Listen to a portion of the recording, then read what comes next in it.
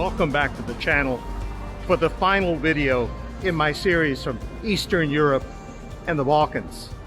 I'm in the city of Skopje, the capital of North Macedonia, a small country of 1.8 million people, sandwiched between Greece to the south, Kosovo and Serbia to the north, Albania to the west, and Bulgaria to the east. With about 200,000 people, Skopje is the country's largest city, where 75% of the people speak Macedonian as their first language, but which also has a large contingent of ethnic Albanians who make up nearly a fourth of the country's population. If you're up on your history, you may know that the Macedonian civilization is ancient.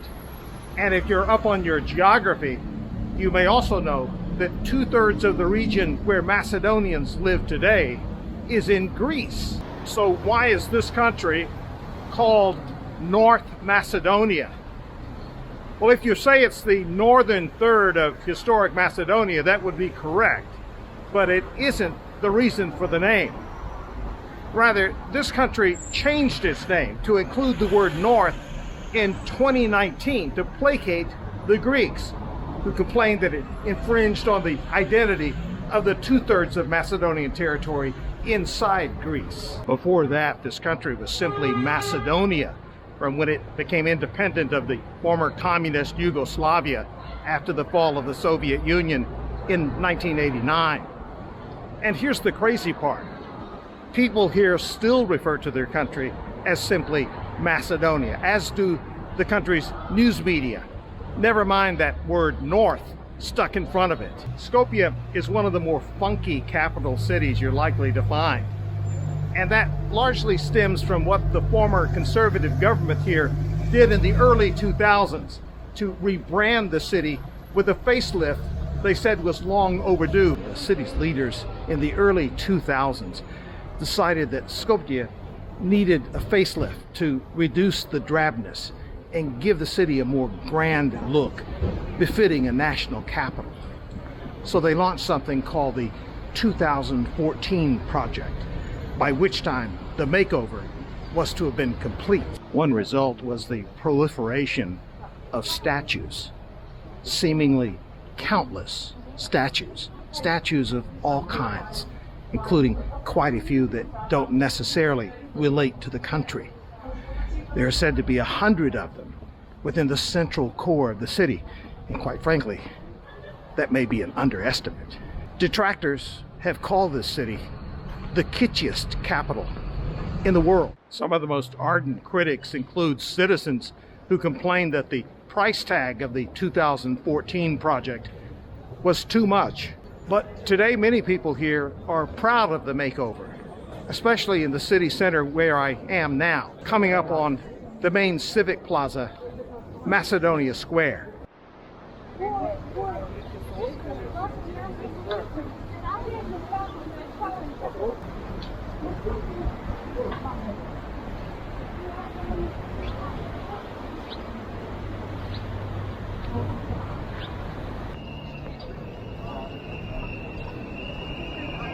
This square is enormous, and it's the pulsing heart of Skopje's reconfigured downtown, accented by the largest statue in town, which is saying something. The statue is officially referred to as an equestrian on horseback, but everybody knows it's really supposed to be Alexander the Great. So why the subterfuge? Greece took offense at this tiny country's attempt to appropriate Alexander, and for a while threatened to veto North Macedonia's membership in the North Atlantic Treaty Organization unless the statue was removed. North Macedonia gained membership in NATO in 2020. In the meantime, it's passing off Alexander here as just another equestrian on horseback. It turns out plenty of North Macedonians, including politicians from the party that succeeded the ultra-conservative regime responsible for the statue, have in recent years wanted to remove it for another reason. It's too big.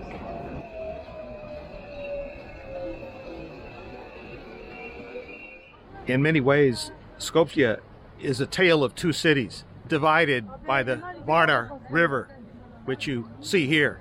The river splits the city in half, and you can walk over the rebuilt stone bridge from the 16th century, as I'm doing now, said to be the largest such bridge in Europe. And well, it's almost a culture shock. On the other side of this river, you leave behind the grand statues, or at least most of them, and the faux Arc de Triomphe, and enter Old Skopje, with a centuries-old fortress, an old quarter, and an Ottoman bazaar that was largely spared from the 1963 earthquake. Along this riverfront, you get even a deeper sense of how eclectic this city's rebuilt downtown is. It's almost like a trip to Las Vegas.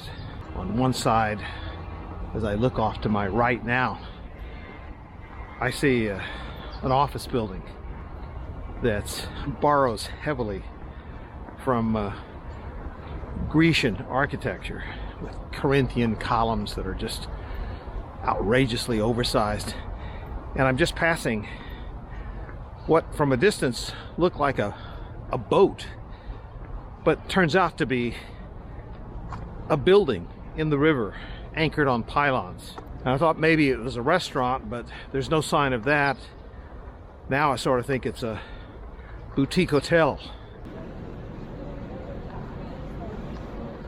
They are divergent architectural pieces that sort of make you forget where you are. Or maybe I should say, wonder where you are. Where have I seen this before? Lower Manhattan? Wall Street, maybe?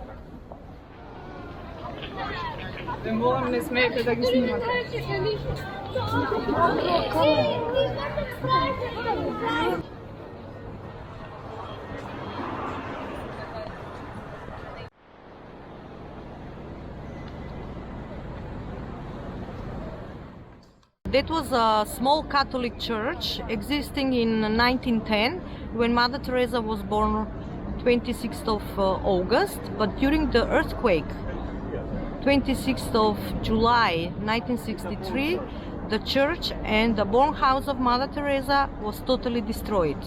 Like the whole central of the city, 80% of the city of Skopje was totally destroyed. So on this very spot, on the very same spot of the Catholic Church, now we have the Memorial House of Mother Teresa, one of the most visited places in Skopje. I understand it. Mother Teresa was actually born in Skopje. Born in Skopje. You can see that on the birth certificate, which is in this museum, the original birth certificate. The house was totally destroyed. It was on the square next to Alexander the Great, the big fountain of Alexander the Great. On Macedonia Square? Yes, on Macedonian Square.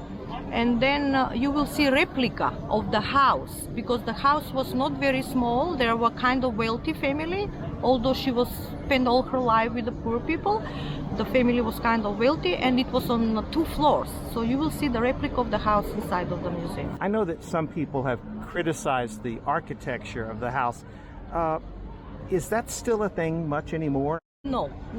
Usually it happens always at the beginning, like any other things, like with the whole project of Skopje, the new project from 2014. But now, after 15 years, we really feel the benefits of all these new monuments, which are very famous in Skopje. The number of the tourists increased really after the project of 2014.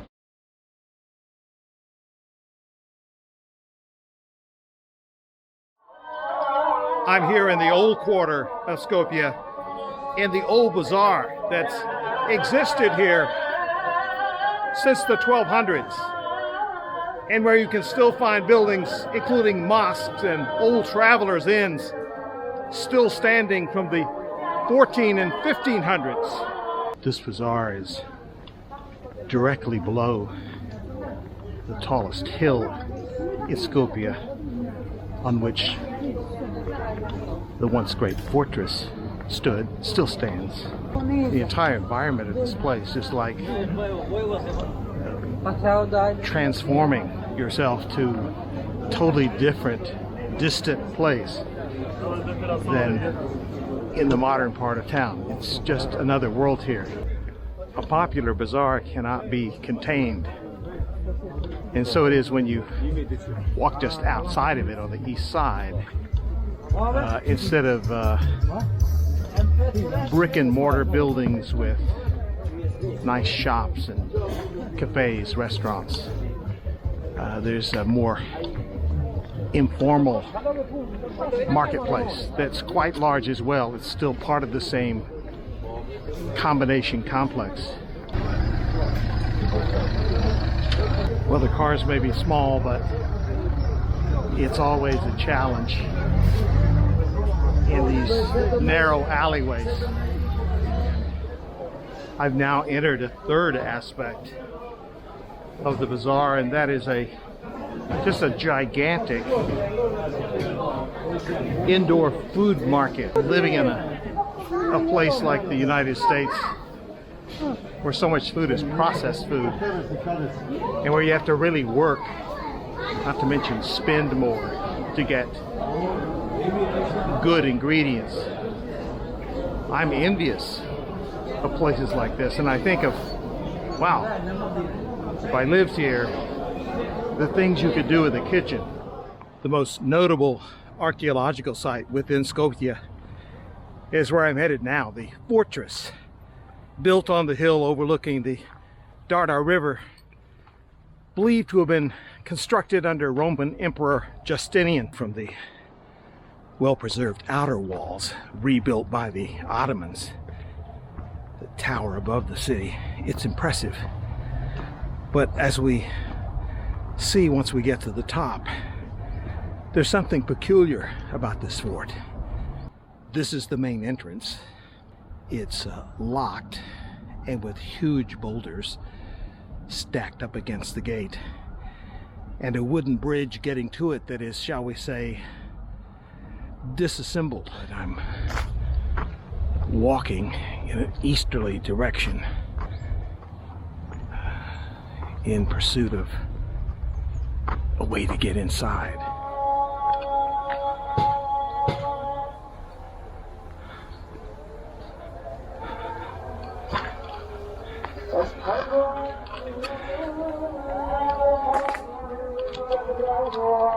After about a 7-minute walk, I found the gate. No admission. It's just a small paper sign there that says open until, I think it says 5 o'clock. And so I'm in the fort. And I suspect, based on what I'm immediately seeing, this is a really funky fort. This place as an archaeological site, as an antiquities site, is a veritable mess. There hasn't been any serious archaeological work done inside this fort for at least 20 years. And it's been neglected for much longer than that. I'm walking along a kind of inexplicable, wide asphalt passageway. In the center, it looks like it was intended to be a street, obviously of somewhat modern origin. But the whole place up here is just a hodgepodge of unrestored ruins and kitschy buildings, such as a glass dome building that looks almost like a greenhouse that's been built near what's now being used as the only entrance to the site. And I'm headed over to another corner of the fort, closest to the city. It looks directly down on the city. That's even weirder looking, and was and is quite controversial. You see that partially constructed church-like structure over my shoulder with the steel beams. It sits atop the foundations of a centuries-old Christian church. That structure was being built secretly at night when in 2011 members of the country's ethnic Albanian minority, including some high-ranking North Macedonian government officials, discovered what was going on and stormed the place, triggering a violent confrontation in which several people were injured, including a couple of policemen. The country's ethnic Albanian community, which is, of course, overwhelmingly Muslim, considered the clandestine effort to build what was described as a museum, but which resembled a church, an affront. It became a flashpoint of contention with international repercussions.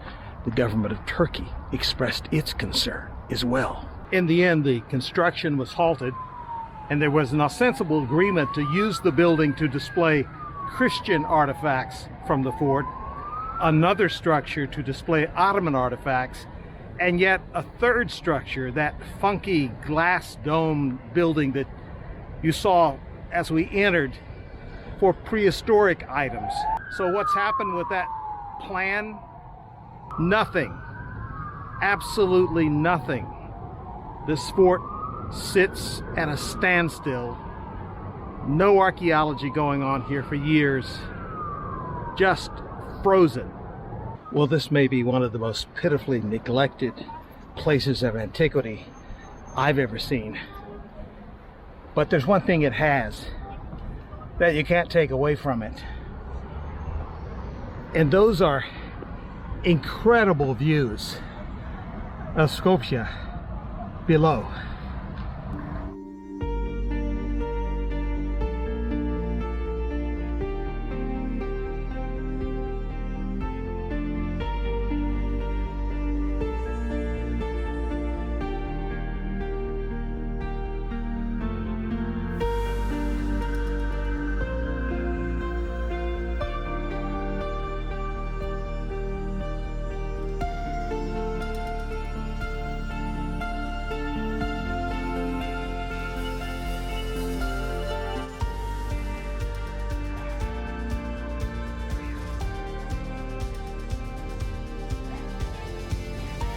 When I come to a place like this and see the potential that's here, it just makes one sad that that potential should be unrealized.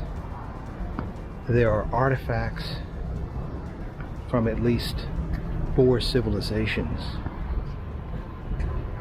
underneath this fort, and of course there have been efforts to learn about what was here, add to the knowledge of what was here. But that has been severely retarded by lack of will to lift this place into the great antiquities site that it could become. And that's really a shame.